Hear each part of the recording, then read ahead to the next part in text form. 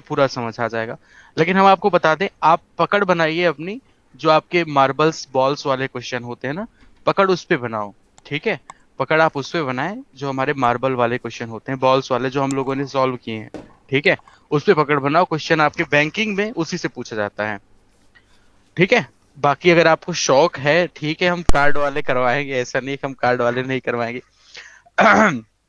आइए स्टार्ट करते हैं हम लोग। ठीक है, टाइटल ठीक करवा देंगे बिल्कुल कर, अरे यार देखो हम आपको बताते हैं, परेशानी हो जाती है आप लोग को, इसमें कोई दो राय नहीं। क्वेश्चन जो आपका बोट एंड स्ट्रीम है, बोट एंड स्ट्रीम तक तो चीजें सही हैं। ठीक है, बोट एंड स्ट्रीम तक सब ओके है। बोट एंड स्ट्रीम के बाद अगर आप रेगुलर क्लास लेते हैं तो आपको आइडिया होगा कि क्लासेस जो चली हैं वो इस तरीके से चली हैं, SICI 1 2 3 4 कंटिन्यू। वो मिसमैच है, वो मिसमैच है, रीजन आपको भी पता है, मुझे भी पता है।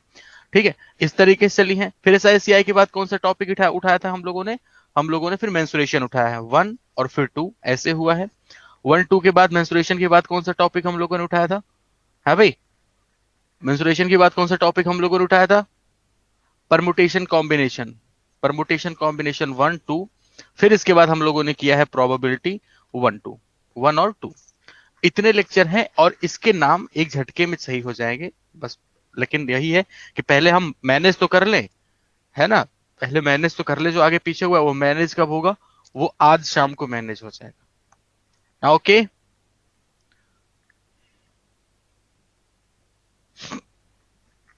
ओके, तो आज स्टार्ट करेंगे हम। आज हम लोग करने वाले हैं डेटा सफिशिएंसी। ठीक है, अभी डेटा सफिशिएंसी करने वाले हैं दोस्तों, और फिर हम जब आज शाम को डेटा इंटरप्रिटेशन 1 करेंगे, तो अगली सुबह आपकी स्क्रीन पे दिख रहा होगा डेटा इंटरप्रिटेशन 2, और हम लोग का भी होगा डेटा इंटरप्रिटेशन 2।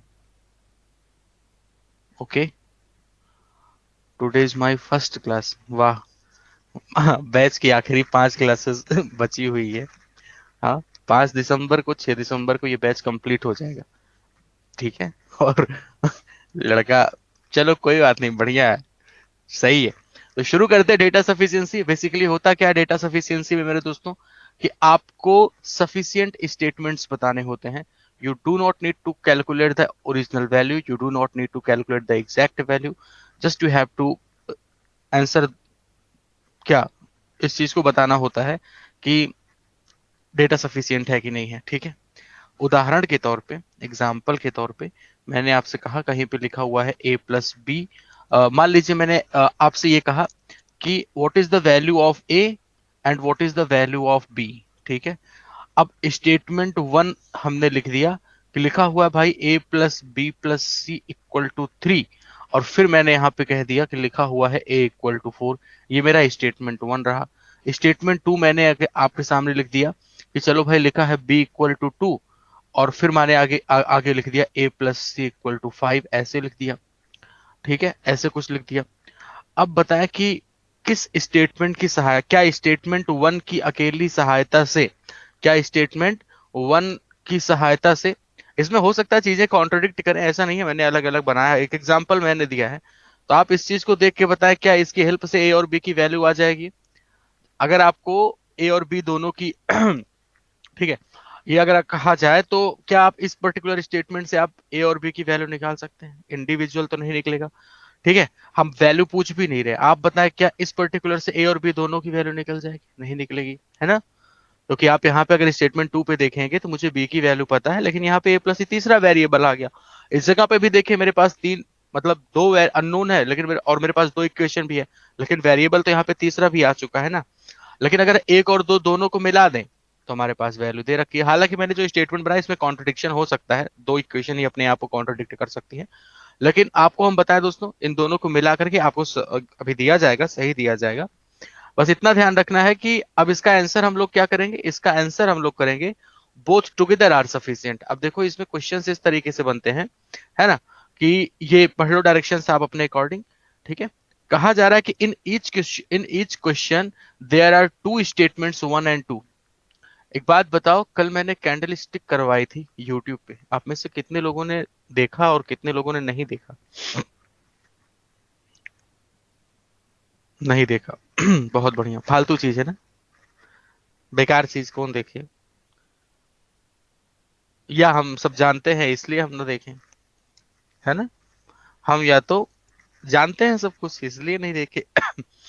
चलिए बहुत अच्छी बात है।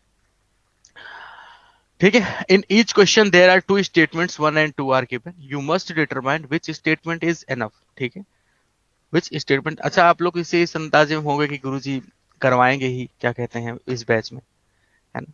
तो गलत सोच रहे हैं आप, आईबीपीएस क्लर्क नहीं पूछता कैंडलस्टिक, इसलिए हम कैंडलस्टिक वगैरह इसमें नहीं करवाएंगे। चलो, you must determine which statement is enough to give the answer question. ठीक है, ओके, मतलब ये आपको देखना है कि कौन सा स्टेटमेंट एनफ है।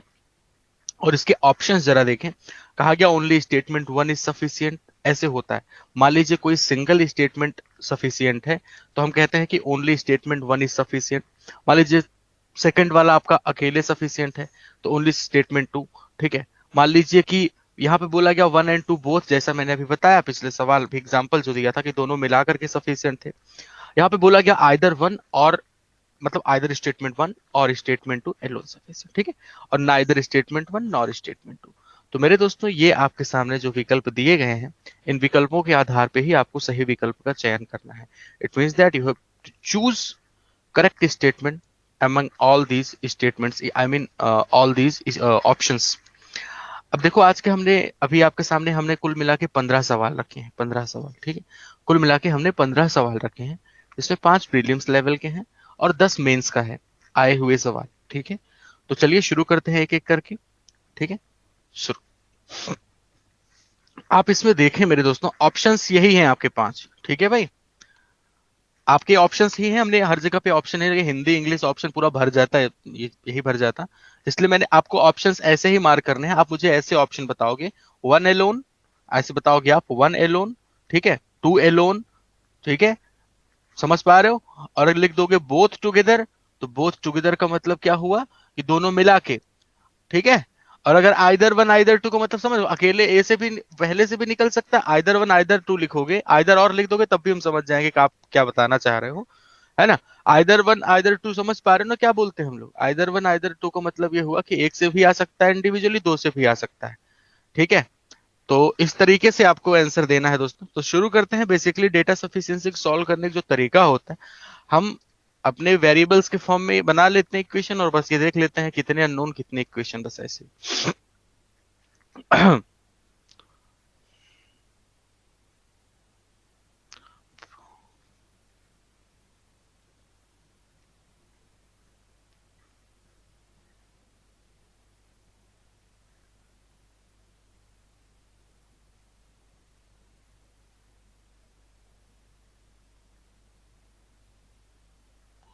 बहुत बढ़िया सिद्धेश जी, पहली चीज तो हम समझ ही नहीं पाए, आपने लिखा क्या, इतनी कैडी वाली इंग्लिश लिख दिया लड़के ने।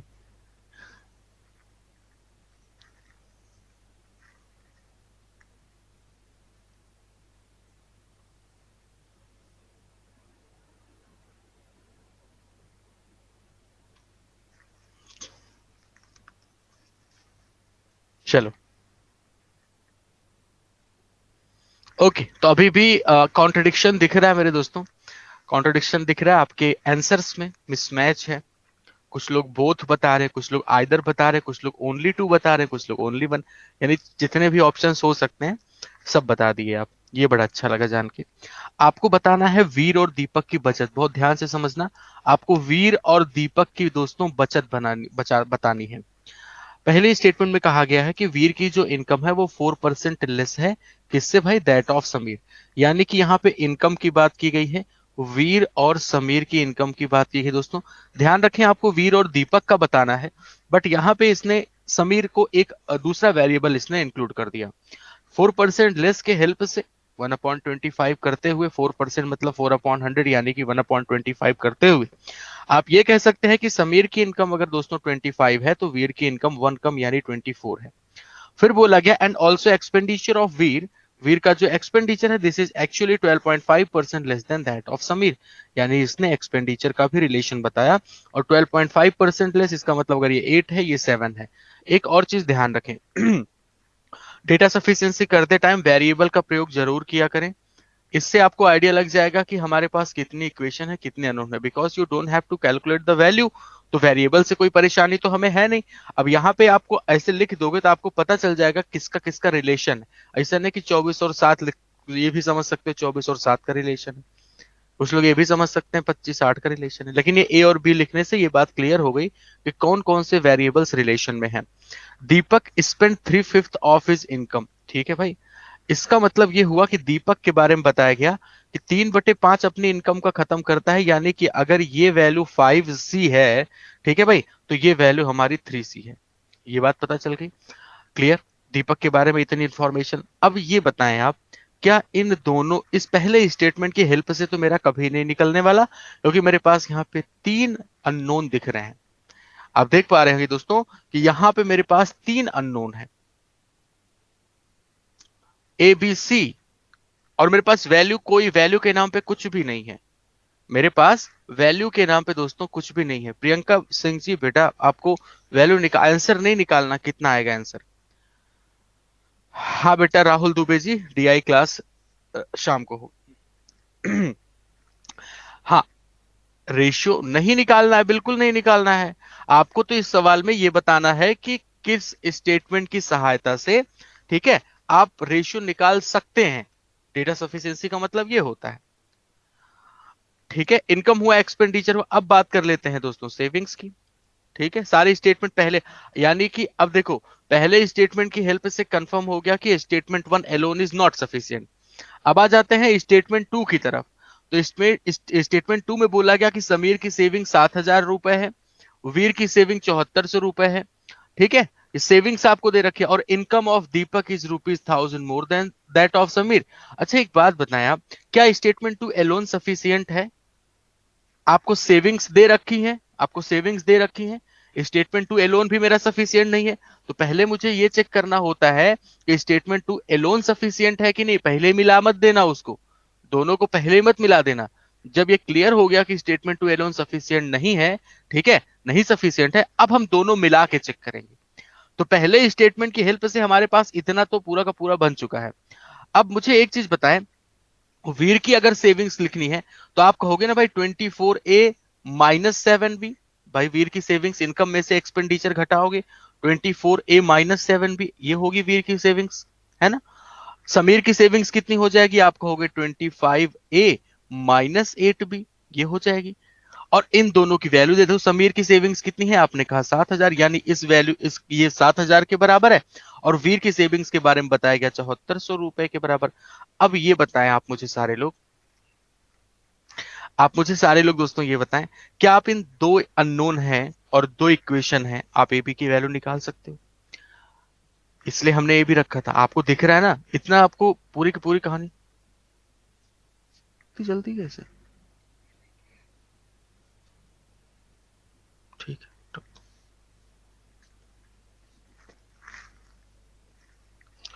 एक वहां रख दो।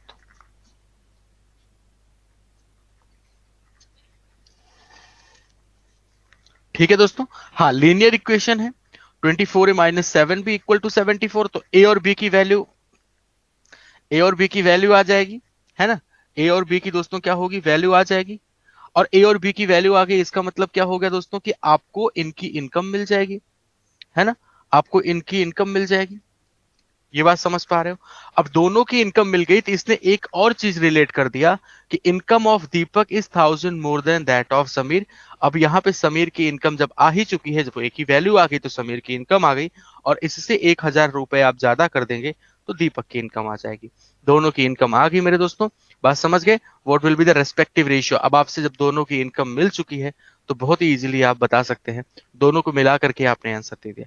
अच्छा एक चीज ध्यान देने वाली बात है कि इसने रेशियो पूछा गया था जिस पे मेरी निगाह नहीं गई थी, है ना।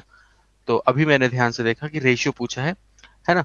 तो आंख मूंद के आप नहीं बता सकते थे कि स्टेटमेंट 1 मेरा एलोन सफिशियंट नहीं है, ठीक है। वरना तो अगर वैल्यू पूछा होता तो हम तो आंख मूंद के स्टेटमेंट 1 एलोन को बता देते कि सफिशियंट नहीं है, रीजन बिहाइंड इट, ठीक है। बट दीपक की सेविंग, बेटा दीपक की सेविंग निकाल दो ना। 5C - 3C कितना आएगा, 2C। हमें दीपक की सेविंग्स का काम क्या है बता। अच्छा सेविंग्स की बात कर रहा है, हाँ सही बात है, सेविंग्स की बात कर रहा है। तो बताओ 5, जब दीपक की इनकम ही आ गई 5C, 5C में, अब जब 5C की वैल्यू मिल चुकी है 5 से में 3 घटाओगे तो ये वैल्यू 2C आ जाएगी। तो दीपक का तो पूरा मटेरियल मिल जाएगा ना। दीपक तो आपस में ही रिलेट किया हुआ है। दीपक की बस इनकम मिलने की देर है, आपको सेविंग्स नहीं मिल जाएगी दीपक की। अब समझ गए? चलिए, तो आइए दोस्तों और आगे बढ़ते हैं। तो मुझे यहाँ पे वैल्यू नहीं, मुझे बस चेक करना था कौन सा स्टेटमेंट सही होगा। तो इसका सही ऑप्शन कौन सा होगा? अगर ऑप्शन की यहाँ पे बात करें तो आप कहेंगे बोथ टुगेदर, टुगेदर, ठीक है। 1 and 2 both together is sufficient. तो option number C correct answer रहा पहले सवाल में, ठीक है ना। चलिए दोस्तों अगले सवाल पे आते हैं। नेक्स्ट क्वेश्चन आपकी स्क्रीन पे ये रहा।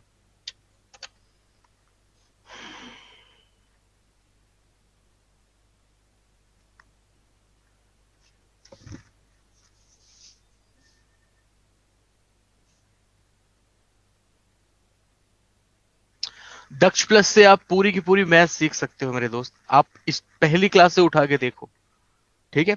आप पहली क्लास से उठा के देखो, आप चाहे तो दक्ष प्लस से पूरा सीख सकते हो। इसके बाद आप पे डिपेंड करता है, लिटरली बता रहे हैं, इसके बाद आप पे डिपेंड करता है। हम तुम्हें हकीकत बताएं अपना खुद का, तो अगर हम ये देखें कि मैंने सीखा मतलब मुझे एक्सटर्नली मिला कितना है, तो मुझे याद आता है कि बहुत ही छोटी छोटी बात है। और ऐसा नहीं कि अर्थमेटिक तो मेरा मतलब ग्राउंड बैकग्राउंड नहीं रहा था ना। साइंस स्ट्रीम के थे तो हमको तो एडवांस वगैरह पे बैकग्राउंड हमारा रहा है ना, ज्योमेट्री ट्रिग्नोमेट्री इन सब का। तो अर्थमेटिक भी मैंने एकदम व्यक्तिगत तौर पे बता रहे हैं, समझना। अर्थमेटिक भी मैंने खुद ही सीखी थी। आप खुद रियलाइज करें, अगर हमको याद आता है हमको एक कितना सिखाया गया था, तो वो तो ऐसा नहीं कि जितना आप तो बहुत ज्यादा सीखते हो हम लोगों से। बात समझ, एक सीखना होता है, सीखने के बाद स्टूडेंट की डेडिकेशन भी होती है बहुत। हाँ, बहुत पर्सनली सलाह टाइप में दे रहे हैं। बात समझ पा रहे हो? जितना तुम मेहनत करोगे उतना ही आगे बढ़ोगे, इतना ध्यान रखना। लिटरली बता रहे हैं, जितना आप खुद मेहनत करेंगे। आपने एक बार पढ़ लिया ना अर्थमेटिक, आपने सारे कंसेप्ट लॉजिक सब सीख लिए। अब जितने टाइप के क्वेश्चन करते रहोगे, अलग अलग टाइप की वेरिएशंस वाले क्वेश्चन करते रहोगे, लड़ते रहोगे, भिड़ते रहोगे, उठोगे गिरोगे, ठीक है, तब जाके एक्सपीरियंस्ड हो जाओगे अपने आप ही। आप समझ गए?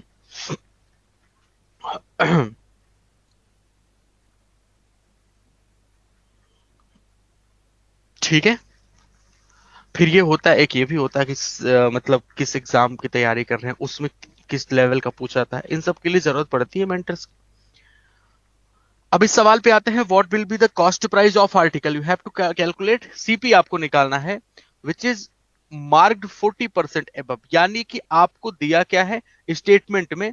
स्टेटमेंट में मेरे दोस्तों इतना दे रखा है 100, 140। ये स्टेटमेंट है आपका, तो मतलब कि डायरेक्शंस हैं। अब आते हैं स्टेटमेंट वन पे।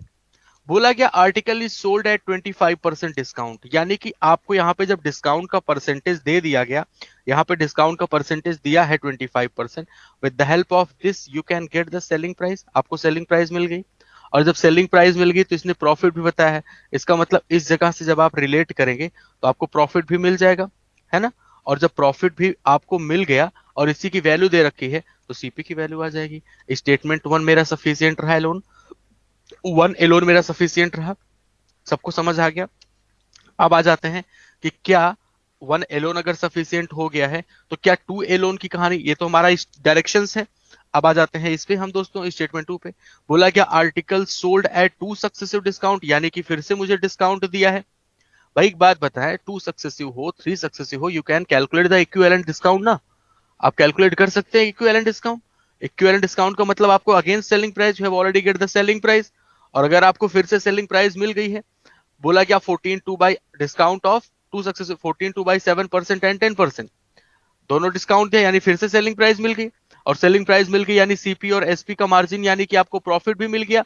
और इस प्रॉफिट की वैल्यू भी क्वेश्चन ने बता रखी है 80 रुपए। क्वेश्चन की वैल्यू भी 80 रुपए पता, यानी प्रॉफिट की न्यूमेरिकल वैल्यू मिल गई, कंपेयर करके आपको 1 यूनिट की वैल्यू मिल जाए, सीपी भी आ गई आपकी। इस लिहाज से हम कह सकते हैं कि statement one alone statement two alone दोनों सफिशियंट है। इट मींस आपका सही आंसर क्या होगा? आइदर वन और टू। ध्यान रखना, बोथ के साथ साथ आइदर और भी समझते रहे। ऐसा कई बार ऑप्शन गलत मार्क कर देते हैं लोग, ना समझी की वजह से।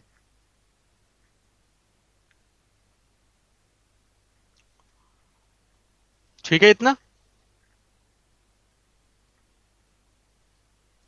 आइदर कैसे?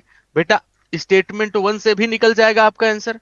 स्टेटमेंट टू से भी आपका आंसर निकल जाएगा। आपको यही बताना है ना कि कौन सा स्टेटमेंट आपका एनफ सफिशियंट है। तो आपने कहा एक भी सफिशियंट है, दो भी सफिशियंट है, इसी को कहते हैं ना कि या तो पहला या तो दूसरा। दो वाला रिपीट कर दें, अब तुम्हें वैल्यू निकाल के दिखा दें क्या बेटा। 100 है ये सीपी, 140 रुपए आपने मार कर दिया। अब तुम और यहाँ पे 100 मतलब 40% बढ़ा करके, अभी यहाँ पे क्या होगा, दो डिस्काउंट निकालोगे, 14 2/7% और 10% का इक्विवेलेंट।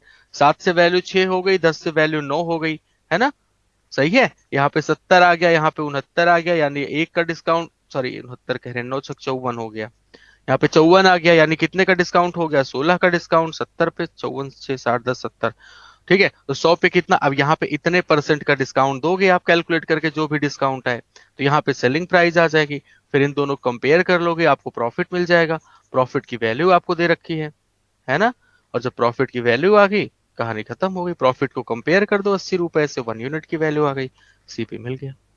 आ जाओ।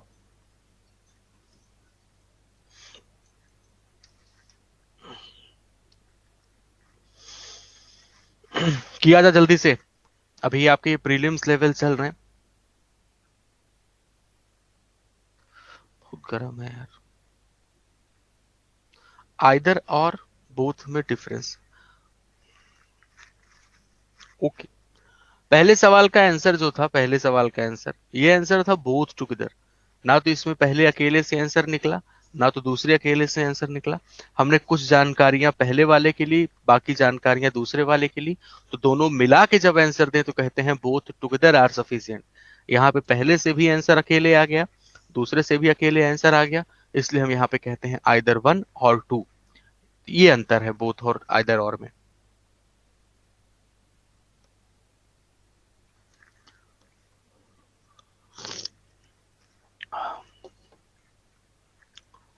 बस हो गया सेकंड, कितनी बार फिर से, कितनी बार फिर से भाई बताओ। नहीं बस हो गया, 3 बार बता दिए भाई। फिर अभी कोई आएगा भूला भटका, सर एक बार फिर से आंसर बताओ इसका।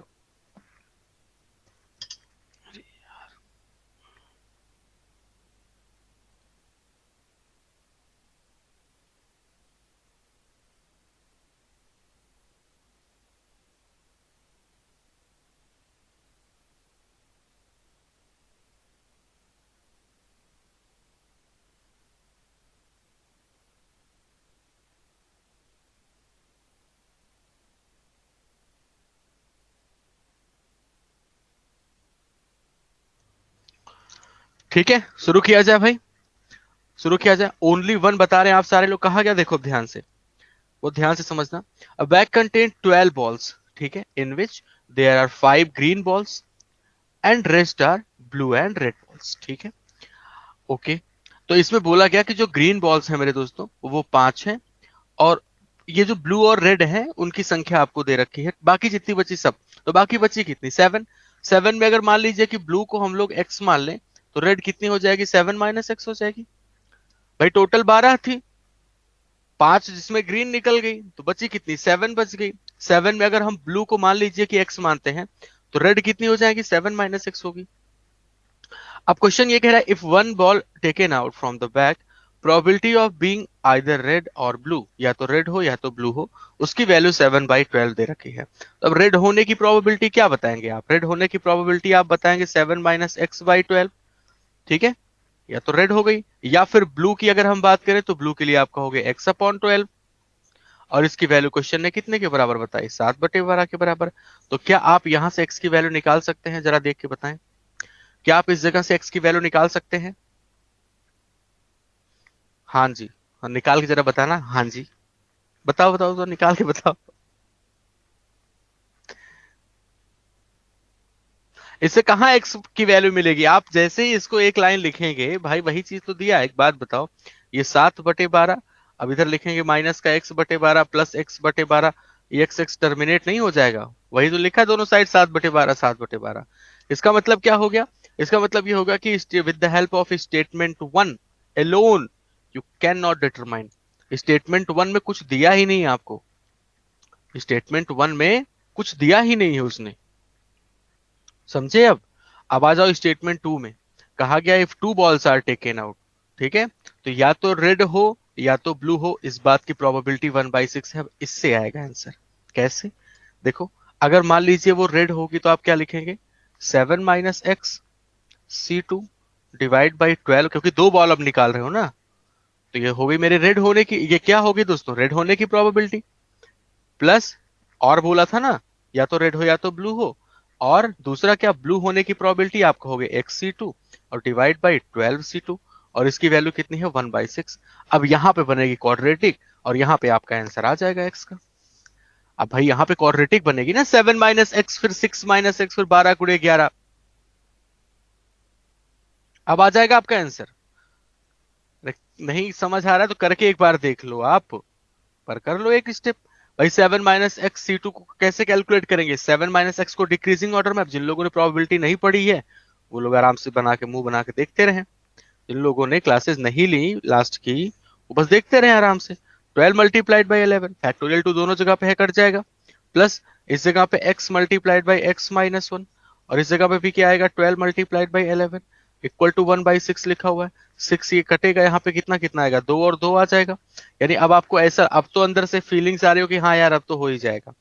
अभी भी नहीं आ रही है तो यहाँ पे आप क्या लिखेंगे? अगली लाइन में, अगली लाइन में लिखेंगे 7 - x, यहाँ पे लिखेंगे 6 - x, और प्लस x × (x - 1) बराबर आएगा 22 के, है ना? अब बराबर कितने के हो गया? 22 के हो गया। अब तो निकल जाएगा क्वाड्रेटिक बन के। कुछ नहीं है, आप इसको इतना देख के आप बता सकते हैं कि हाँ अब x की वैल्यू इससे निकल सकती है। एक ही अननोन है, एक इक्वेशन बन जाए, क्वाड्रेटिक आंसर आ जाए, कहानी खत्म। ठीक है, डेटा सफिशिएंसी का मतलब ये होता था, पूरा सॉल्व कर लिए एक लोग। महावीर प्रसाद तुम, चलो बहुत अच्छा किया आपने सॉल्व कर लिया, लेकिन सॉल्व करने की जरूरत नहीं है। आप देखेंगे, देख के बताएंगे हाँ वैल्यू आ सकती है, बस हमारा आंसर आ गया। तो स्टेटमेंट टू एलोन यहाँ पे रहा, स्टेटमेंट वन मेरा सफिशियंट नहीं है। हमारे इस सवाल का सही जवाब क्या होगा? इस सवाल का ऑप्शन नंबर अगर हम आपको दिखा दें, अगर आप इसका ऑप्शन मार्क करना चाहते हैं तो आप कहेंगे statement two alone, option number B इस सवाल का करेक्ट आंसर रहा। तो ऑप्शन देखो, मैंने जितने भी आपके सामने सवाल रख रहे हैं सब में ऑप्शंस, पहले बोथ आया, फिर आइदर और आया, फिर आपने अभी देख लिया आपका स्टेटमेंट टू एलोन, है ना? तो ऑप्शंस की भी आपकी समझ ठीक होती चल रही है। आइए अगले सवाल पे। ऑप्शंस में अब कंफ्यूज नहीं हो गए आप, ये भी बहुत महत्वपूर्ण होता है।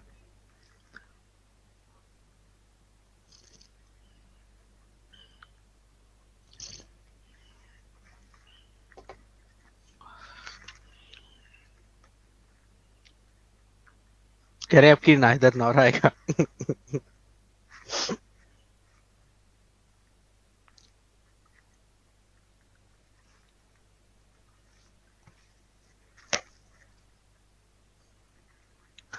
अरे हम लेमन वाटर वाले नहीं है, लेमन वाटर वाले गए।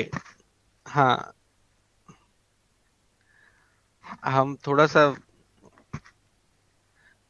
भारी मात्रा में भोजन उठाने की ज्यादा मतलब विश्वास रखते हैं।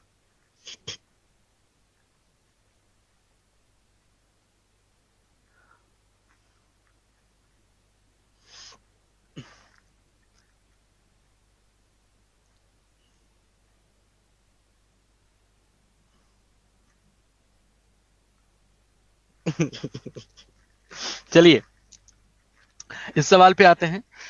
Side of square is 3.5 centimetre more than radius of circle. अब देखिए, अभी पहले डायरेक्शंस आप पढ़ ले, ठीक है? इसने एक स्क्वायर की साइड को रिलेट किया सर्कल की रेडियस से, ठीक है? किसी भी चीज से मतलब ऐसे लिखा है कि ए जो है वो इस रेडियस से कितना ज्यादा है? 3.5 सेंटीमीटर, ठीक है? यानी रेडियस मिल जाए तो साइड भी आ जाएगी। What will be the area of square, ठीक है?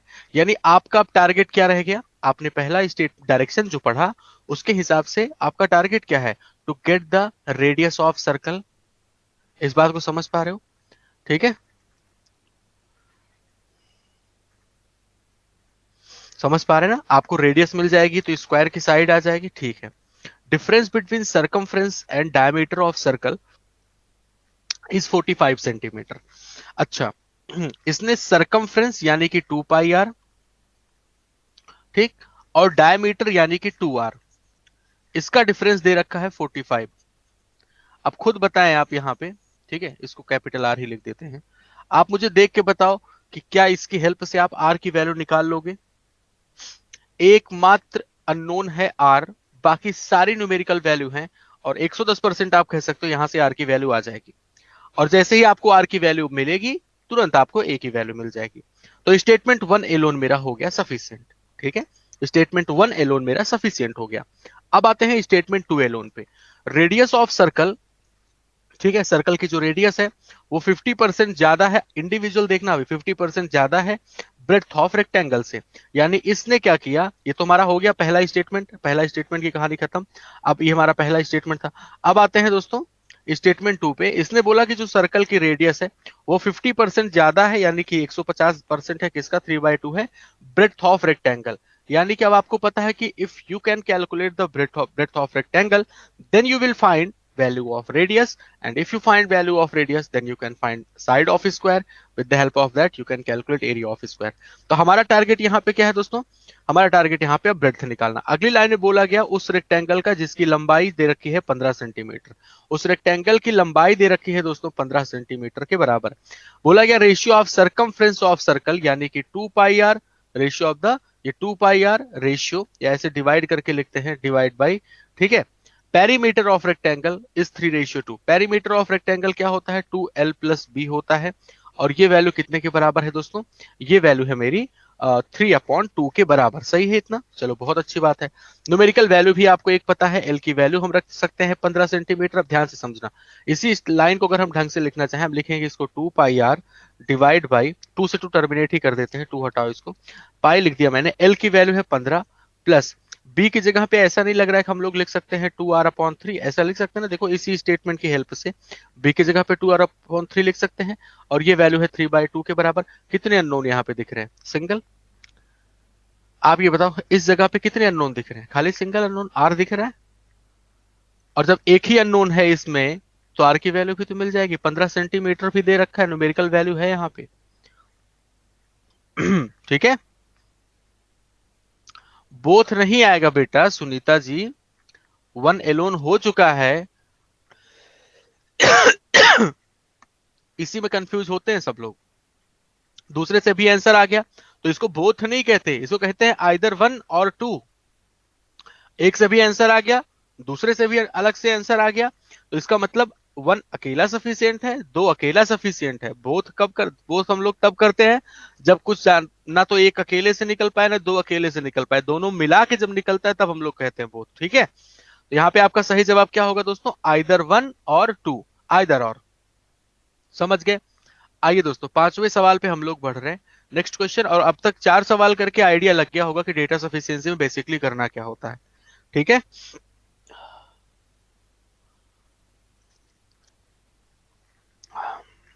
ना बेटा निरंजन, रेक्टेंगल को डायरेक्ट नहीं रिलेट किया था उसने स्क्वायर से, उसने रेक्टेंगल को रिलेट किया था सर्कल को, रेक्टेंगल को रिलेट किया था सर्कल से।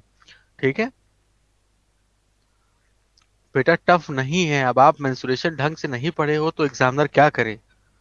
हम्म, ये प्रॉफिट लॉस वाला तो बहुत तेज उड़ाए थे अभी भान से। चलो ट्रेन वाला है, इसको तो उड़ा दो।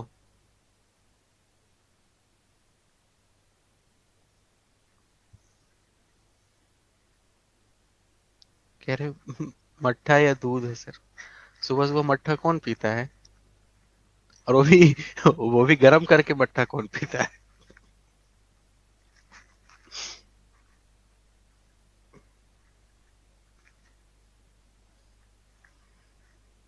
एक्चुअली क्या है, हम बता रहे हैं दूध इसलिए वो करने लगे वही कुछ ही टाइम से। रीजन यह कि पिछला वीक में मुझे, हाँ, एक्स्ट्रा क्लासेस की वजह से खाना खाने के टाइम नहीं मिल पा रहा था, है ना। तो खाना खाने के टाइम हमको एनर्जी तो कुछ ना कुछ चाहिए ही, है ना, एनर्जी तो कुछ ना कुछ चाहिए ही, इसलिए। बहरहाल आगे बढ़ते दोस्तों, हम लोग यहाँ पे बोला गया relative speed of train A and B कितना है, 10 मीटर पर सेकेंड, है ना। Relative speed of train A and B 10 metre per second when both running in same direction. तो अच्छा आपको चाहिए क्या, लेंथ ऑफ ट्रेन ए चाहिए, ठीक है। यानी कि आपको ट्रेन ए की स्पीड मिल जाए, ठीक है, ट्रेन ए की स्पीड मिल जाए, और किसी चीज को क्रॉस करने में टाइम लग जाए, मिल जाए, यही पता चलना है। देखो ध्यान से, आपको ए बी की रिलेटिव स्पीड दे रखी है जब सेम डायरेक्शन में मूव करेंगे, चलो ठीक है। Okay, length of train B भी दे रखा है 240, speed of train B is more than that of train A. अभी टाइम इसने नहीं दिया ना, टाइम दिया होता तो तुरंत आंसर आ गया होता। इसने अगर टाइम दिया होता तो तुरंत आंसर आ गया, लेकिन टाइम इसने दिया ही नहीं। आप अगर ध्यान से देखो, आप इस पर्टिकुलर स्टेटमेंट वन की स्टेट हेल्प से क्या लिख सकते हैं, length of train A plus length of train B 240 दे रखा है, ठीक है। ये बराबर रिलेटिव स्पीड भी इसने दे रखा है कितना, अरे यार, बाकी इसने रिलेटिव स्पीड भी दे रखा है कितना, 10 मीटर पर सेकंड, और मल्टीप्लाइड बाय टाइम मुझे नहीं पता, है ना, इतना हो गया। अब देखो ध्यान से, ये मेरा पहला स्टेटमेंट था। अब हम आ जाते हैं सेकंड स्टेटमेंट पे, ठीक है, जहां पे कहा जा रहा है कि train B cross a pole in 8 second and cross train A in 12 second running in opposite direction. Train B एक पोल को पार करती है 8 सेकंड में, ठीक है। इससे क्या मिल जाएगा मुझे, ट्रेन बी की स्पीड मिल जाएगी, ठीक है। और ट्रेन ए क्रॉस करती है 12 सेकंड, और ट्रेन ए को पार करती है 12 सेकंड में। चलो देखते हैं, पहले स्टेटमेंट से मुझे क्या मिल जाएगा, ट्रेन बी की स्पीड मिल जाएगी। ट्रेन बी एक पोल को पार करती है 8 सेकंड में, तो स्पीड ऑफ ट्रेन बी कितनी मिल जाएगी भाई, ट्रेन बी की लंबाई 240 मीटर है। देखो, पहले दूसरे को मिला के अब कर रहे हैं, ठीक है, पहले दूसरे को मिला करके कर रहे हैं, ठीक है। तो 240 तो ट्रेन की लंबाई है, फिर 8 सेकंड, तो ये वैल्यू कितनी आ जाएगी, 30 मीटर पर सेकंड के बराबर ट्रेन बी की स्पीड आ गई। और यहां पे आपको पहले स्टेटमेंट में दिया गया था कि इनकी रिलेटिव स्पीड 10 मीटर पर सेकंड है, ठीक है, यानी स्पीड बी की स्पीड में से ए की स्पीड घटाएंगे तो 10 आ जाएगा। इसका मतलब मुझे यहां से स्पीड ए मिल जाएगी कितनी, और वो हो जाएगी 20 मीटर पर सेकंड। ठीक है ना, हमें ए की स्पीड मिल गई 20 मीटर पर सेकंड, ठीक है। फिर बोला गया कि ट्रेन बी पार कर रही है ट्रेन ए को, और कितने टाइम में, 12 सेकंड में। तो पहले स्टेटमेंट अकेले से तो मेरा आंसर नहीं निकला था। अब जरा परफॉर्म करते हैं इस जगह पे। जब ट्रेन बी ट्रेन ए को पार करेगी, ठीक है भाई, ट्रेन बी ट्रेन ए को पार करेगी, तो आएगा length of train A plus length of train B कितना है, लेंथ ऑफ ट्रेन बी है 240, ये हो गई हमारी डिस्टेंस, इक्वल टू स्पीड पे आते हैं। तो अपोजिट डायरेक्शन दिया है, अपोजिट डायरेक्शन का मतलब क्या हुआ, दोनों का सम। तो यहाँ पे 30 प्लस 20 कितना हो जाएगा, 50 मीटर पर सेकंड, मल्टीप्लाइड बाय कितने टाइम में पार करती है, 12 सेकंड में। आ गया आपके सामने, तो आंसर ही आपने पूरा निकाल दिया, 360 मीटर, है ना। आप यहाँ पे ये वैल्यू 600 हो जाएगी, 600 में 240 घटा दिया, 360 मीटर आंसर आ गया। तो इस तरीके से हम कह सकते हैं 1 and 2 बोथ एलोन से, मतलब 1 एलोन 2 एलोन से नहीं होगा, दोनों को मिला के आपका आंसर आ जाएगा, ठीक है। ओके, सॉल्यूशन निकालना जरूरी नहीं है, ये तो आगे बढ़ते बढ़ते हम लोग पहुंच गए यहां तक कि लास्ट में सॉल्यूशन आ ही गया पूरा, ठीक है।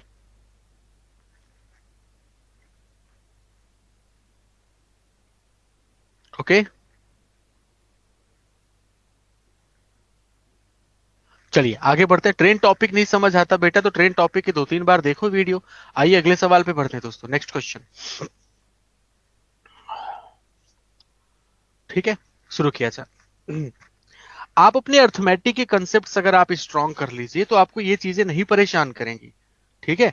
आप अपने अर्थमेटिक के जो टॉपिक्स हैं उन पे मजबूती बनाइए, उन पे पकड़ बनाइए। वीडियो को 1-2 बार 3 बार देखें ढंग से, अगर कोई टॉपिक नहीं समझ आ रहा है तो 2-3 बार देखिए, उन्हीं सवालों को कोशिश करिए सॉल्व करने की, ठीक है ना। लास्ट क्वेश्चन में 1 होगा आंसर, बोथ टुगेदर बेटा, लो हम ऑप्शन भी दिखा दे रहे हैं आपको, ठीक है।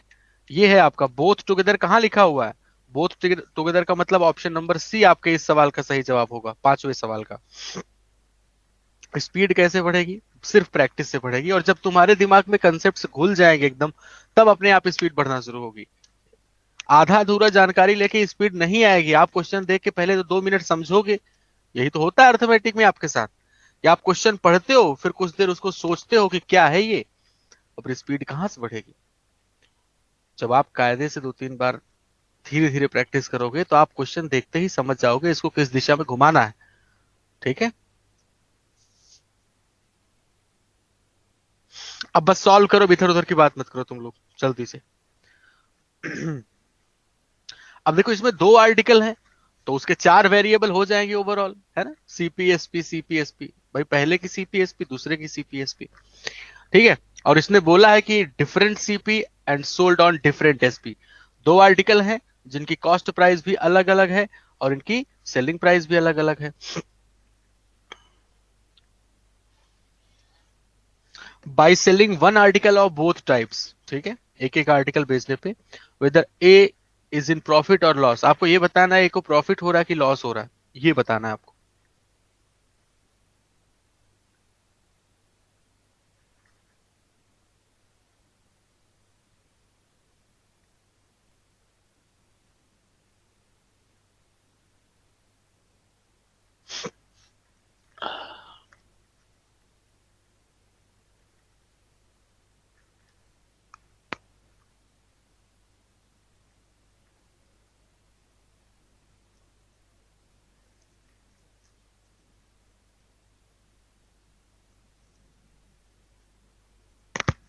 ठीक है, चलिए शुरू करते हैं फिर खेल। मुझे बस यही डिसाइड करना है कि प्रॉफिट हो रहा है कि लॉस हो रहा है, ठीक है। पहले स्टेटमेंट से शुरू करते हैं। आपको ऊपर वाले स्टेटमेंट में कोई विशेष डायरेक्शंस नहीं दी गई हैं। पहला जो हमें डायरेक्शन है, इसमें कोई बहुत विशेष निर्देश नहीं दिया गया है, सिर्फ इतना बताया गया कि दोनों की सीपीएसपी अलग अलग है। अब वो ध्यान से एक एक चीज देखते रहना। मुझे यहाँ पे एक चीज दिखा कि CP of three articles of X equal to the SP of four articles of Y. तो एक काम करें, हम ऐसा एज्यूम कर लें कि सेलिंग प्राइस ऑफ, मान लिया कि selling price of four articles, selling price of four articles, ठीक है, ऑफ वाई टाइप, ऐसे मान लेते हैं, ठीक है। चार आर्टिकल की जो वाई टाइप की वो है सेलिंग प्राइस, इसको हम अपनी तरफ से मान लेते हैं। कितना मान लें? मान लीजिए कि मैंने अपनी तरफ से मान लिया इसको ए मान लें, या फोर ए माने, फोर के मल्टीपल में मानते हैं ना। मान लीजिए मैंने अपनी तरफ से मान लिया चार आर्टिकल की फोर ए है सेलिंग प्राइस, तो एक आर्टिकल की ए हो जाएगी, है ना। अच्छा यही वैल्यू तो एक काम करते हैं ना, चार और तीन से कटने वाली संख्या मानते हैं यार, 12 रुपए मान लेते हैं, चलो ऐसे मान लेते हैं 12 रुपए, कोई दिक्कत तो नहीं। चार आर्टिकल की जो हमने सेलिंग प्राइस एज्यूम की, चार और तीन से कटने वाली संख्या मान ली, और कितनी होगी? 12 रुपए। तो इसी तरीके से सीपी, हम आपसे कहें कि CP of three articles of of x, ये कितना हो जाएगा? तो आप कहोगे ये भी 12 रुपए। तो क्वेश्चन ने बोला CP of three articles of X equal to the SP of four articles of Y. हाँ, अब मेंस लेवल चल रहा है, देखो ध्यान से। तो ऐसा थोड़े हो गया कि अब परेशान होना शुरू हो जाओ। इस पे फोकस करें बस, इस लाइन पे। CP of three article of x जो है वो चार आर्टिकल की सेलिंग प्राइस के बराबर है। मैंने चार और तीन से कटने वाली संख्या 12 12 एज्यूम कर ली, चलो ठीक है भाई। अब मुझे इतना बता दो, ऐसा इसलिए किया है, तो यहाँ पे आप तुरंत मुझे बता सकते हैं कि SP of one article of Y, एक आर्टिकल वाई का जो होगा उसकी सेलिंग प्राइस क्या होगी? तो चार आर्टिकल की सेलिंग प्राइस 12 रुपए है, तो एक आर्टिकल की सेलिंग प्राइस कितनी होगी? 12/4 यानी 3 रुपए हो जाएगी। और सिमिलरली यहां से भी आप बता सकते हैं कि CP of one article of x ये कितनी हो जाएगी? 12/3 यानी कि ये 4 हो जाएगी। तो ठीक है, मुझे सीपी मिल गई है एक्स आर्टिकल की, वाई आर्टिकल की मुझे एसपी मिल चुकी है। अब इसके बारे में हमें इंफॉर्मेशन जो दी गई है वो यहाँ पे दे रखी है, जरा ध्यान से देखना। पहले स्टेटमेंट में क्या बोला गया है कि A earn 25% profit on selling two articles of X. मुझे इतना बता दो, परसेंटेज तो सेम ही होगा भाई। दो आर्टिकल बेचने पे, अगर दो आर्टिकल बेचने पे 25% का प्रॉफिट हो रहा है, तो एक आर्टिकल बेचने पे भी 25% का प्रॉफिट होगा। परसेंटेज नहीं बदलेगा, वैल्यू भले भले वैल्यू बदलती है आपकी। यानी दो आर्टिकल बेचने पे मान लीजिए 10 रुपए प्रॉफिट हुआ, चार आर्टिकल बेचने पे 20 रुपए प्रॉफिट होगा, वैल्यू बदलेगी लेकिन परसेंटेज वही रहेगा। एक आर्टिकल बेचोगे तब भी, क्योंकि परसेंटेज कंपैरिजन होता है, ये आप सबको पता है। तो इस लिहाज से जब एक्स आर्टिकल बेचने पे 25% का प्रॉफिट हो रहा है, ठीक है, तो 25% का मतलब क्या होता है? सीपी रेशियो एसपी कितना होगा? 25% की हेल्प से बताओ। 25% की हेल्प से, ये अब मन में करना, ये 25% की हेल्प से सीपी एसपी का रेशियो कितना होता है? खुद बताओ सारे लोग। सीपी 4 तो एसपी 5, सब लोग जानते हो। इसका मतलब ये हुआ कि हम सीपी ऑफ, अगर एक्स 4 है, तो मेरे दोस्तों इस लिहाज से हम लिख सकते हैं ना कि एसपी ऑफ एक्स आर्टिकल कितना हो जाएगा? आप कहोगे 5 रुपए, क्योंकि 25% का प्रॉफिट इसने दिया है, तो इस लिहाज से हम एक्स आर्टिकल पे सीपी एसपी लिख सकते हैं। बिल्कुल लिख सकते हैं भाई। अरे 25% का लाभ हो रहा है ना, तो लिख ही सकते हो। अब ये बताओ 50% का लॉस हो रहा है जब आप वाई आर्टिकल बेच रहे हैं, तो वाई 50% के लॉस से आप सीपीएसपी का रेशियो जरा बताना क्या लिख सकते हैं आप? 50% के नुकसान से सीपीएसपी का रेशियो क्या लिखेंगे आप? सीपी अगर दो तो एसपी कितना, एक। तो इस लिहाज से आप मुझे बताएं कि अच्छा सेलिंग प्राइस इसने दे रखी है कितना, 3 रुपए। देखो यहाँ पे selling price of article Y कितना है, 3। तो बताएं कॉस्ट प्राइस कितनी हो जाएगी, आप कहोगे 6 रुपए। ऐसा लिख सकते हैं, यानी कि यहाँ पे हम लोग लिख सकते हैं कि जो कॉस्ट प्राइस आएगी वो कितनी हो, कॉस्ट प्राइस ऑफ कौन सा आर्टिकल दोस्तों, वाई आर्टिकल। और इससे आप बता सकते हैं ना कि सीपी कितनी है दोस्तों, 6 रुपए। बोलो, इतना आप बता सकते हो? बिल्कुल बता सकते हैं। तो अब इस लिहाज से मेरा टारगेट क्या था, मेरा टारगेट ये मेरे क्वेश्चन ने पूछा है कि बताइए कि ए बॉट टू आर्टिकल, ठीक है ठीक है, by selling one article of both types whether A, मतलब whether A is in profit और लॉस। तो आप ये बताएं कि जब वो एक एक आर्टिकल मतलब बेचेगा एक्स और वाई टाइप के, तो यहाँ पे बताएं आप टोटल सीपी कितना हो गया, टोटल सीपी कितना हो गया, और यहाँ पे आप बताएं कि टोटल एसपी कितना हो गया। बस मुझे इतना ही जानना था। तो टोटल सीपी आपको यहाँ पे मिल गई कितने के बराबर, एक की सीपी 4 है, दूसरे वाले की 4 है, 4 + 6 कितना हो जाएगा, 10। देख लो यहाँ पे लिख देते हैं एक बार, 4 + 6 कितना हो जाएगा दोस्तों, आपने कहा 10 हो जाएगा। और एसपी की बात करें दोस्तों, 3 और 5, 3 + 5 यानी कितना हो जाएगा, 8। यानी कि आपने देखा 10 रुपए कॉस्ट लगी, 8 रुपए सेलिंग प्राइस आई, यानी डिसाइड हो गया कितना हुआ, कि उसको लॉस हो गया। ओके। ऐसा बहुत मुश्किल नहीं था, लेकिन लैंग्वेज में आप उलझ सकते थे, है कि नहीं? लैंग्वेज में आप उलझ सकते थे, लेकिन है प्रॉफिट लॉस, बेसिक कंसेप्ट्स आपके क्लियर होने चाहिए। आपने देखा एक ही चीज से मैंने पकड़ा कि CP of 3 article equal to the SP of 4 article. हमने 3 और 4 से कटने वाली संख्या एज्यूम कर ली। इससे ये पता चल गया कि स्टेटमेंट 1 एलोन मेरा सफिशियंट है। आप ये पूरी कहानी समझ पाए कि नहीं, पहले ये बताएं। स्टेटमेंट 1 एलोन मेरा सफिशियंट है, इसको बिल्कुल साफ सुथरे शब्दों में ऐसे ही इसको अपने पेपर में नोट कर लो। हम स्टेटमेंट 2 एलोन भी देखने चल रहे हैं, स्टेटमेंट 2 एलोन भी देखने चल रहे हैं। यहां तक ओके हो गया है?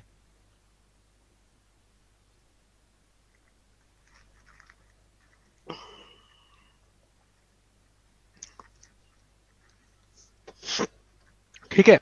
हटा रहे हैं इस चीज को, हटा दिया जाए, ठीक है भाई।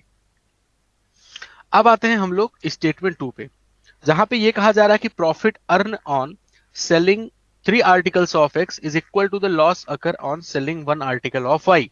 तो हम ये मान के चलते हैं कि उसको, अब 1 और 3 से कटने वाली संख्या बना लेते हैं हम लोग, है ना? 1 और 3 से कटने वाली संख्या।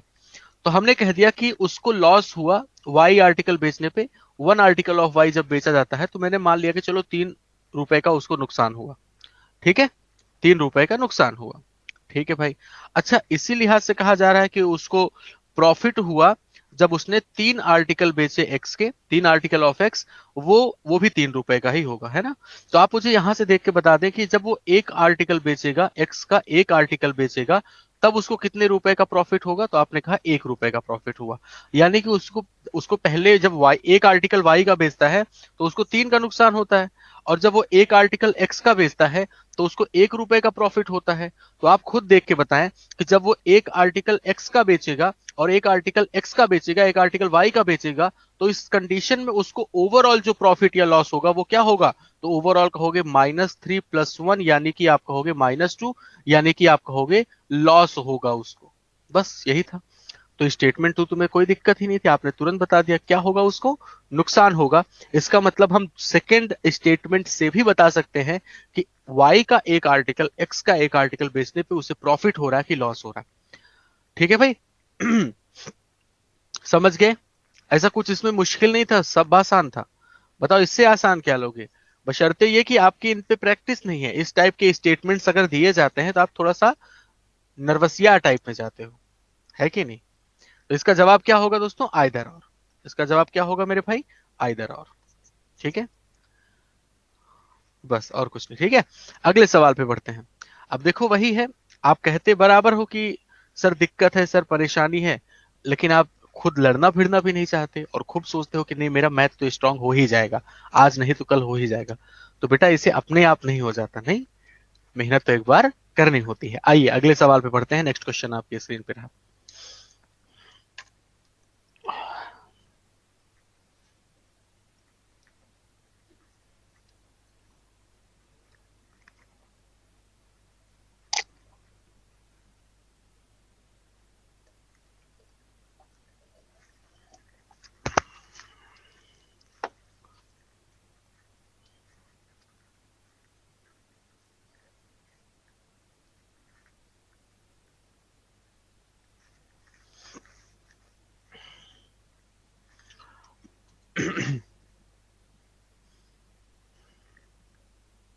ठीक है। बोला जा रहा है 3200 डिस्ट्रीब्यूट किए जा रहे हैं तीन लोगों में, किनके किनके बीच में भाई, आयुष, ठीक है, किनके किनके बीच में, आयुष, अनुराग और वीर, ये तीन लोगों में डिस्ट्रीब्यूट किए जा रहे हैं। और आयुष को मिलता है 800 रुपए, विच इज 880 लेस देन अनुराग। ठीक है भाई, चलो, यानी कि आपको सबसे पहले ये बताया गया, सबका आंसर आ चुका है। ओके, आयुष प्लस अनुराग और प्लस फिर क्या बोला गया है दोस्तों, वीर, ये पूरी वैल्यू है 3200 रुपए के बराबर। फिर बोला गया कि आयुष को मिलते हैं 800 रुपए, आयुष को मिलते हैं 800 रुपए, जो कि 880 रुपए कम है अनुराग से। इसका मतलब अनुराग को कितने मिलते हैं, 880 और 800 जोड़ दिया तो 1680 रुपए। और इस लिहाज से आप यहां से वीर का शेयर बता सकते हैं। आ गया वीर का शेयर, पहले स्टेटमेंट अकेले से वीर का शेयर आ गया, चलो बहुत अच्छी बात है। फिर आ जाते हैं यहाँ पे, आयुष गेट्स 100% मोर देन अनुराग। ठीक है, ठीक है, 100% मोर, यानी कि आयुष को डबल मिलता है, अनुराग से डबल मिलता है। फिर बोला गया who gets, Ayush gets 100% more than Anurag, who gets 1000 rupees, यानी कि अनुराग को मिलते हैं 1000 रुपए और आयुष को कितने मिलते हैं, आपने कहा 2000 रुपए। Veer receive 30% amount received by Ayush and Anurag together. तो भाई इनका तो टोटल पता ही है, और इसी का जब आप लोग कितना परसेंट कर देंगे, 30% कर देंगे, तो ये वीर का शेयर होगा। हो गई कहानी खत्म। यानी कि स्टेटमेंट वन भी आपका अकेले सफिशियंट है और स्टेटमेंट टू भी आपका अकेले सफिशियंट है। तो आइदर वन आइदर और टू, ये मेरे सवाल का सही जवाब रहा। क्लियर? बिल्कुल बिल्कुल। हाँ, ये प्रीलिम्स का था, वो हो जाए तो प्रीलिम्स, ना हो तो मेंस। चलो आइए अगले सवाल पे।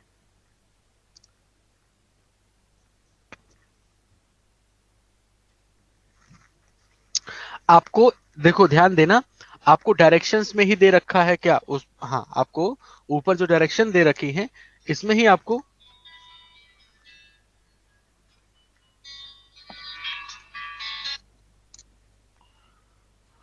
ठीक है। तो इसने आपको क्या है दोस्तों कि मतलब आपको सीपी और मार्क प्राइस का रिलेशन दिया है।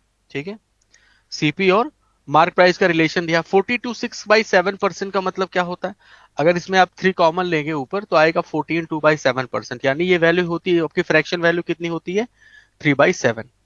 यानी कि अगर ये 7 है तो ये 3 ज्यादा, अर्थात कितना है, 10 है ना। 7 और 10 का रेशियो आपको डायरेक्शन में ही दिया गया है। अब आपसे पूछा क्या है, डिस्काउंट परसेंटेज, है ना, यानी आपको सेलिंग प्राइस वगैरह चाहिए। चल, सेलिंग प्राइस मिल जाए तो डिस्काउंट परसेंटेज आ ही जाएगा। कितना आ रहा है, वन ओनली। अच्छा, तो टू ओनली तो मेरा एकदम नहीं दिख रहा है भाई, स्टेटमेंट टू ओनली तो एकदम नहीं है, तो इसको पहले काटिए। टू एलोन जो है, स्टेटमेंट टू एलोन, ये तो मेरा नहीं है, तो इसको हटा ही देते हैं। फिर ऊपर देखते हैं, profit earn by shopkeeper on the selling article at ₹1600 is 2000। ठीक है, 200, यानी सेलिंग प्राइस की एग्जैक्ट वैल्यू इसने दी है कितने के बराबर, आपने कहा 1600 रुपए। 1600 रुपए बेचने पे उसको 200 रुपए का दोस्तों क्या होता है, प्रॉफिट होता है। इसका मतलब 200 का प्रॉफिट होता है, इसका मतलब तुम्हारी सीपी कितनी आ गई, 1400 रुपए।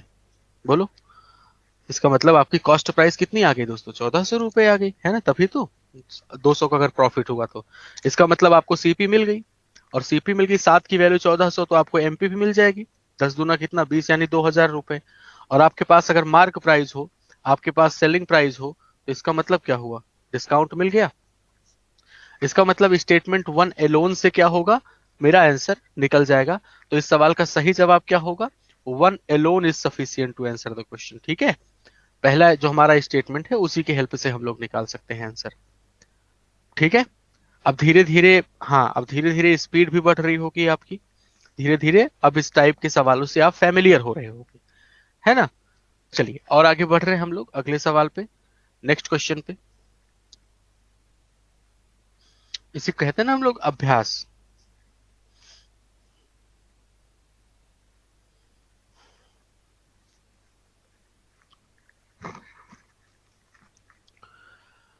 तो अभी तक आप लोगों ने डीआई क्रैकर का कितने लोगों ने ज्वाइन नहीं किया है,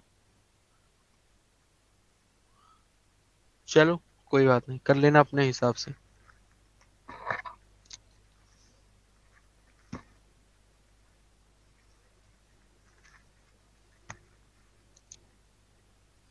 चलिए ठीक है।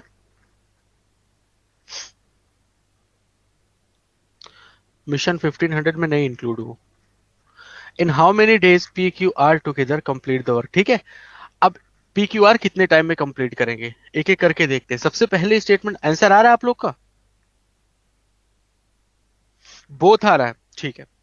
आपसे ये कहा गया कि P and Q can complete, P and Q complete the work together in 72 days.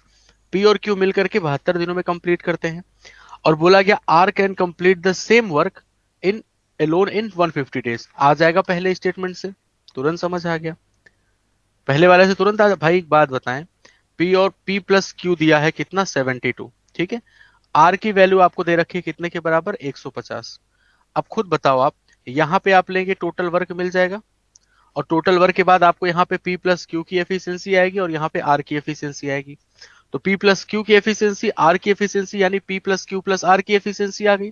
और अगर आपको P plus Q plus R की एफिशिएंसी पता चल गई, आपसे पूछा भी तो यही है कि कितना टाइम लगेगा P plus Q plus R को एक साथ काम करने में, आ जाएगा स्टेटमेंट वन एलोन से।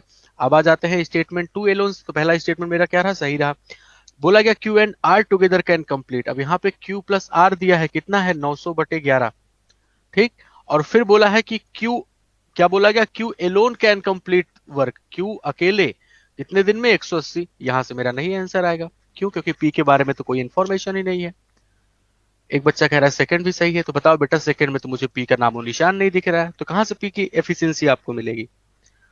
भाई आप बताएं, किसने बोला था, गंगोत्री यादव जी। आप बताओ बेटा, आपको कहीं पे दिख रहा है स्टेटमेंट टू में पी?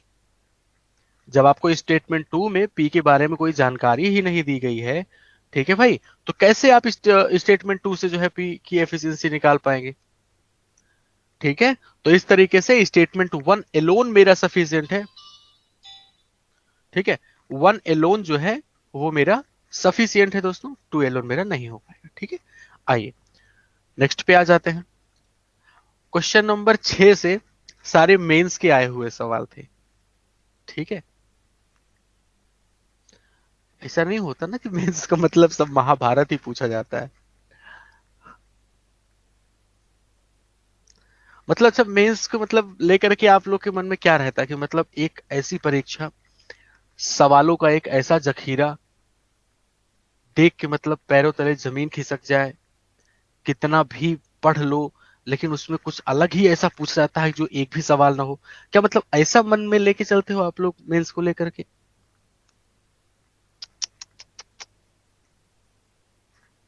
बेटा वो जो सवाल देखते हो ऐसा ना, भावकाली एकदम, हाँ, वो खाली, अब एक बात बताओ, मेंस में हम अगर भाई प्रैक्टिस करवा रहे हैं, है ना, प्रैक्टिस हमेशा एक स्टेप आगे बढ़ के करवाई जाती है, एक स्टेप उठा करके करवाई जाती है ना।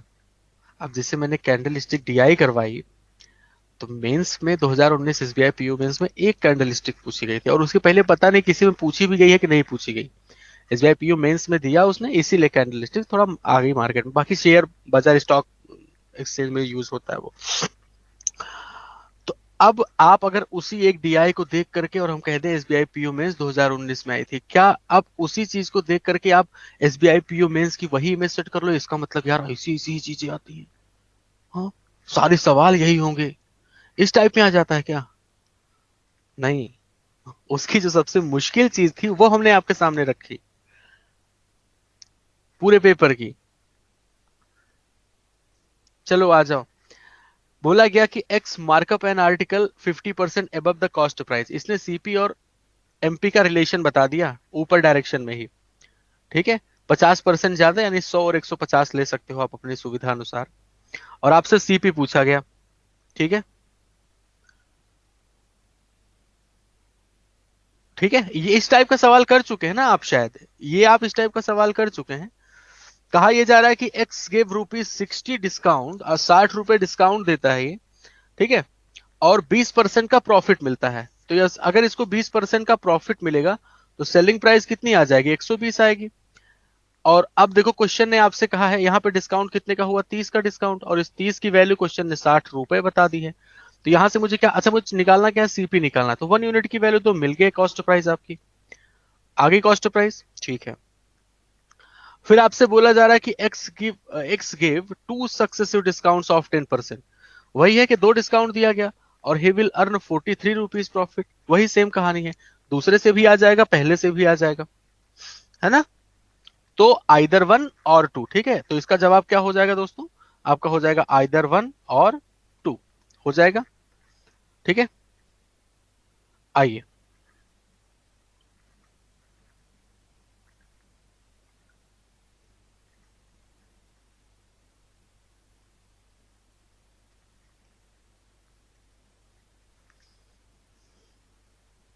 ये बड़ी ये बड़ी विकट सिचुएशन है भाई, तब तो आपके साथ ही।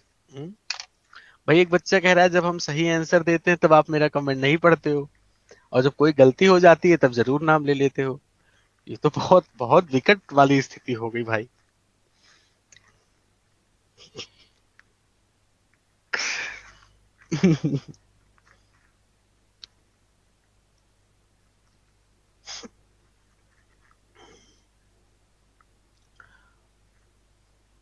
देखो एक बच्चे ने गलत अंग्रेजी लिखा है, नाम पढ़ दे। बच्चे ने लिखा है it's just an coincidence. An नहीं, वहां पे ए होगा। It's just a coincidence, an थोड़े लगा देंगे आप।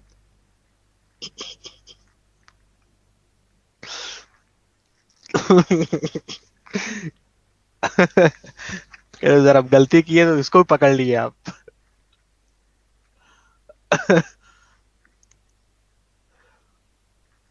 आ जाओ जल्दी से।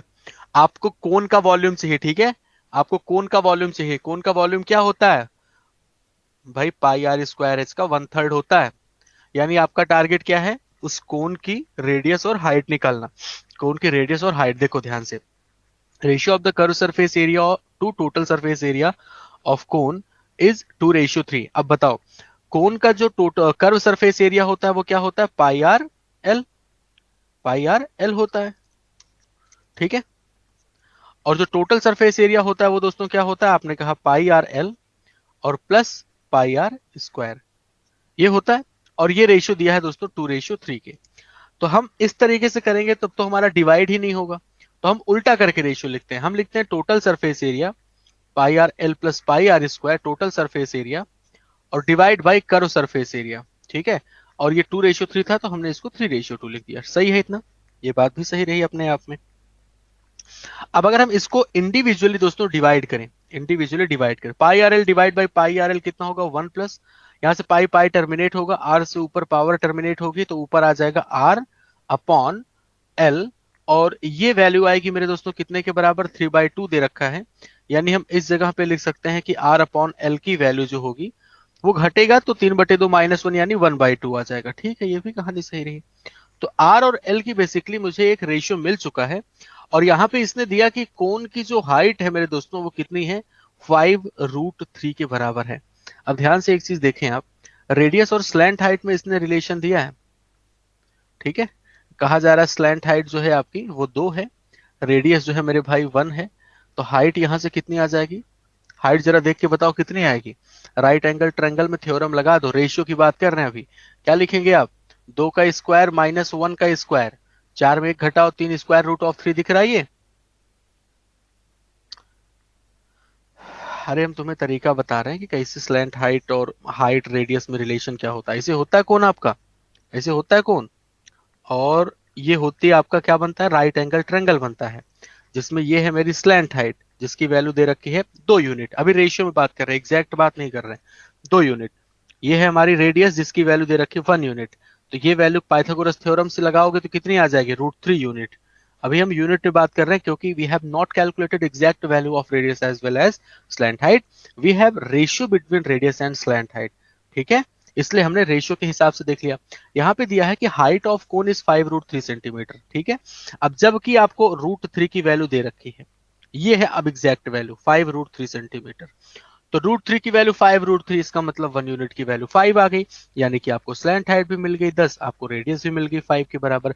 It means you can calculate, आपको जब रेडियस और हाइट मिल ही चुकी है then you can calculate the volume. It means with the help of statement 1 you can find the value of volume of cone.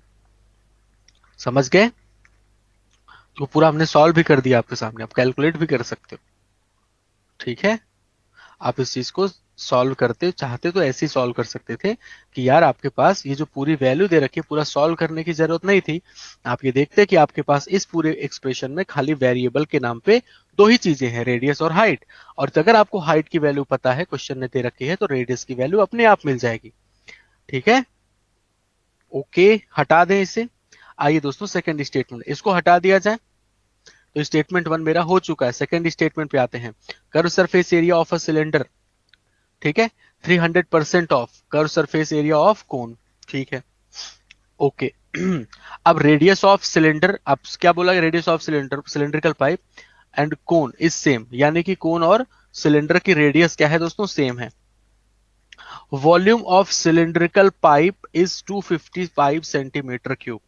Cylinder का वॉल्यूम इसने दिया है, देखो रेडियस तो आपको बता दी इसने बराबर है, यानी कि अगर सिलेंडर का वॉल्यूम दिया है एक 250 पाई सेंटीमीटर क्यूब के बराबर, ठीक है, यानी आप यहां पे लिख सकते हैं कि भाई पाई आर, वॉल्यूम दिया है ना, तो पाई आर स्क्वायर एच की वैल्यू इसने दे रखी है 250 पाई के बराबर, 250 पाई के बराबर, सही है। चलो, यानी पाई से पाई यहां पे टर्मिनेट होगा और आपको आर स्क्वायर एच यहां पे इतना मिल चुका है।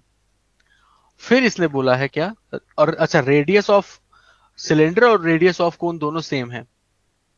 और इसने अब किस चीज से रिलेट किया है इसको, कि जो कर्व सरफेस एरिया है सिलेंडर का, वो 300% ज्यादा है कर्व सरफेस एरिया ऑफ कोन। ठीक है, अच्छा, अगर सिलेंडर का कर्व सरफेस एरिया हम लोग लिखना चाहें तो हम क्या लिखेंगे दोस्तों, रेशियो की यहाँ पे बात, सिलेंडर का कर्व सरफेस एरिया अगर हम लिखना चाहें तो सिलेंडर का कर्व सरफेस एरिया हम क्या लिखेंगे, आप कहोगे 2 पाई आर एच। और अगर हम कर्व सरफेस एरिया लिखना चाहें किसका मेरे दोस्तों, कोन का, तो आप क्या लिखोगे, पाई आर और एल लिखेंगे। और ये रेशियो कितना है, सिलेंडर वाला 300% ज्यादा है ना, यानी कि 400% है, यानी 4/1 लिखा हुआ है। यहां से क्या होगा कि पाई पाई टर्मिनेट होगा, रेडियस रेडियस टर्मिनेट होगी, और इस जगह से आपको मिलेगा 2h/L, इतना ही मिलेगा ना। अब आप मुझे सब छोड़ो, यहीं पे आ जाते हैं, इसी पे रोक देते हैं इसको, चाहे तो एक बार और काट ही दो, इसको काट दिया 2, यानी हमने लिख दिया H/L। एल मतलब कोण के लिए है, और ये है लिखा मेरा R² प्लस H², और ये वैल्यू रखी है 2/1 के बराबर। अब बताओ बेटा, 300, अच्छा 300% है, अरे यार 300% है, मैंने 300% मोर कर दिया। 300% है, ये 3 होगा तो ये 2 कटेगा नहीं, लास्ट में ये 2 नीचे चला जाएगा, तो ये 3/2 हो जाएगा। हाँ, अब आप, ठीक है चलो ओके। अब एक चीज जो पूछ रहे हैं वो बताना आप, ठीक है। ये है सिलेंडर की हाइट, जिसको चलो हम h1 लिख दे रहे हैं, ये है सिलेंडर की हाइट। ये है सिलेंडर की हाइट, जिसको मान लीजिए h1 लिख दिया। और ये है कोन की हाइट, जिसको मैंने h2 लिख दिया। अब मुझे ये देख के बताओ, अननोन कितने, कितने अननोन। हम्म, कह रहे 2 अननोन, 3 अननोन है, तुम्हें 2 कहां दिख रहे हैं। अरे कोन की हाइट अलग है, सिलेंडर की हाइट अलग है, इसने तो ऐसा नहीं बताया ना कि कोन की हाइट और सिलेंडर की हाइट में कोई रिलेशन है। कोन की हाइट अलग, सिलेंडर की हाइट अलग, ठीक है। कोन और रेडियस चलो मान लो सेम है, ठीक है, रेडियस मान लो सेम है। यहाँ पे 3 अननोन हो गए, कौन कौन से, रेडियस, ठीक है, और सिलेंडर की हाइट, और आपको कोन की हाइट। अब मतलब 3 अननोन और 2 इक्वेशन, वैल्यू कैसे, कह रहे हैं H1 तो नोन है। अरे हम 2 एलोन की बात कर रहे हैं बाबू। हम्म, हम 2 एलोन की बात कर रहे हैं अभी, ठीक है। 2 एलोन मेरा सफिशियंट नहीं है। अगर आपने 1 एलोन मेरा सफिशियंट हो चुका है, तो हम 1 की इंफॉर्मेशन को 2 के साथ मिक्स नहीं करेंगे, हम पहले 2 एलोन चेक कर रहे हैं अभी, ठीक है ना। तो हमने कह दिया यहाँ पे 3 अननोन है और खाली मेरे पास 2 इक्वेशन है, सो इस वजह से यहाँ पे वैल्यू नहीं फाइंड की जा सकती सेकंड से अकेले, ठीक है भाई। तो सेकंड वाले स्टेटमेंट से वैल्यू नहीं फाइंड की जा सकती, इसलिए स्टेटमेंट 1 एलोन मेरा सफिशियंट होगा इस सवाल के लिए। समझ गए, ठीक है। चलिए अब कुछ सवाल आप सारे लोग दोस्तों अपने लिए रख लो सॉल्व करने के लिए। ये 12वां सवाल हो गया। इसमें आप ध्यान से देखें, आपसे कहा गया है कि अमाउंट इन्वेस्टेड बाय आयुष, यहाँ पे इन्वेस्टमेंट निकालनी है, आपको अलग अलग इंफॉर्मेशन दे रखी है। ठीक है, यहाँ पे भी आपको इंटरेस्ट पे रिलेटेड है। ठीक है भाई, और क्या है ये, SICI पे ही सवाल है। ठीक है, सिमिलरली यहाँ पे आप देखो टाइम एंड वर्क पे एक आपको DS का सवाल दिया गया है, और ये आपकी नॉर्मल फ्रैक्शन रिलेटेड। ठीक है, तो ये रहा पूरा का पूरा डेटा सफिशिएंसी। आप सारे लोग ये कल सॉल्व कराओगे सर? अब डेटा सफिशिएंसी में तुम्हें PhD करनी है, इतने सवाल आपने किए, आइडिया पूरा हो गया ना किस टाइप के सवाल पूछे जाते हैं, है ना? सर मेंस क्रैकर की टाइमिंग, बेटा मेंस क्रैकर नहीं, DI क्रैकर, मेंस क्रैकर तो खत्म हो चुका कब का। हाँ, शाम को 9 बजे बिल्कुल मिलेंगे यूट्यूब पे। और हाँ, इवनिंग पे 5 PM पे सेशन होगा आज आपका। ठीक है, पहले बता दे रहे हैं, इवनिंग पे 5 PM पे सेशन होगा, और DI पार्ट 1, ADI पार्ट 1। ठीक है, चलिए दोस्तों, ख्याल रखें अपना, खुश रहें आप सारे लोग। Okay, bye bye, take care, have a good day, thank you.